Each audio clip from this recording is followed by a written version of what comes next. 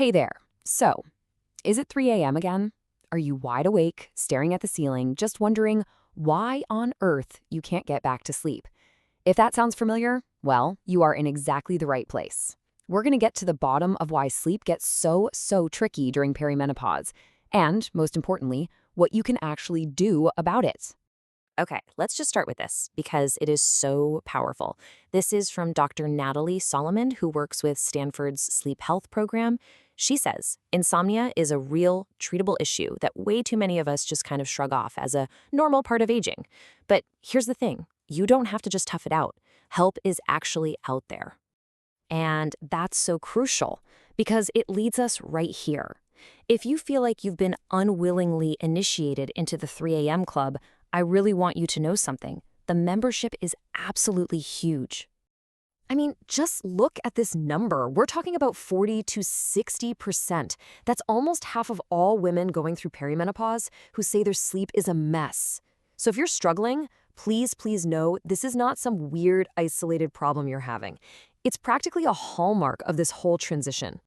So, while it's nice to know you're not alone, let's be real. This is one club nobody actually wants to be in. So our entire goal here today is to give you the tools and the info you need to politely hand in your resignation, effective immediately. So how do we cancel that membership? Well, first we have to understand why you got signed up in the first place. And the answer really starts with your hormones, which are basically taking you on a bit of a roller coaster ride right now. Okay, it pretty much boils down to these two key players. First, think of estrogen as your body's internal thermostat. It's what keeps your temperature feeling stable and comfortable. But during perimenopause, its levels are all over the place, which completely messes with that thermostat. And that's where those infamous hot flashes and night sweats come from. And then you've got progesterone. This is like your body's own natural built-in sedative. It's calming. So as its levels drop, it just gets harder to fall asleep and, maybe even more frustrating, to stay asleep. And you can see here, it's not just the hormones themselves, but the whole cascade of things they set off. Those night sweats, they can literally jolt you right out of a deep sleep. And those same hormonal shifts, they can mess with your brain chemistry, things like serotonin, which can ramp up anxiety right when you're trying to wind down. And here's one that often gets overlooked, an increased risk for sleep apnea. The loss of hormones can actually make the muscles in your throat a little more prone to collapsing while you sleep. Okay, so that was the why. And I know it can feel a little daunting, but here's the really good news. There is so much you can do. Let's switch gears from the problem to the solutions. Let's start building your personal Sleep Better toolkit. This is all about what experts call sleep hygiene, which is really just a fancy way of saying you need to create the perfect conditions for rest. So first, turn your bedroom into a cool cave. Somewhere around 65 to 68 degrees is perfect. Make it dark, make it quiet.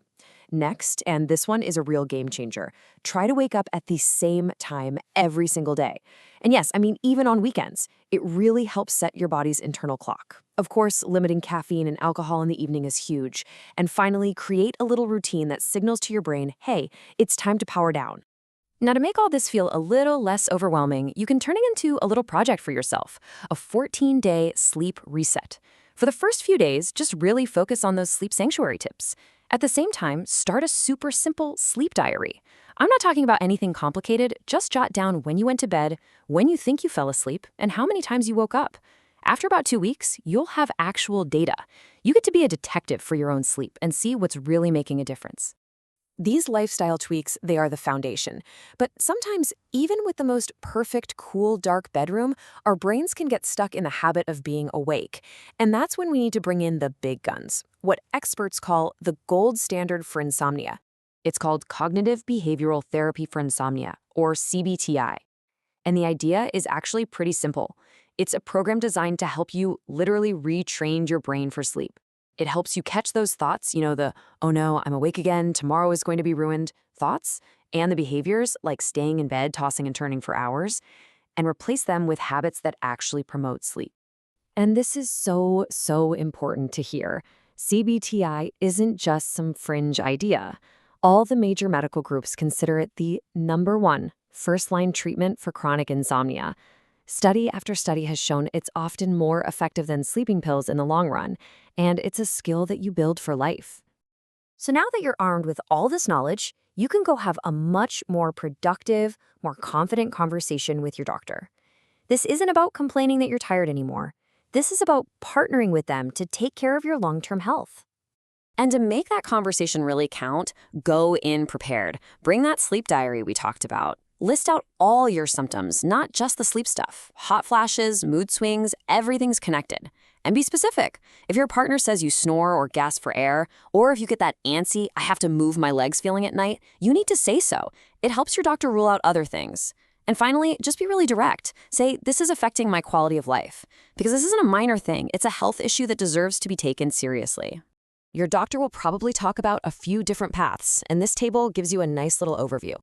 For a lot of women, menopausal hormone therapy, or MHT, is fantastic for the hot flashes and night sweats that are physically waking them up. Then there are non-hormonal meds, which can also reduce hot flashes and really help with any anxiety that's bubbling up. And of course, there's CBT-I, which gets right to the root of the insomnia itself.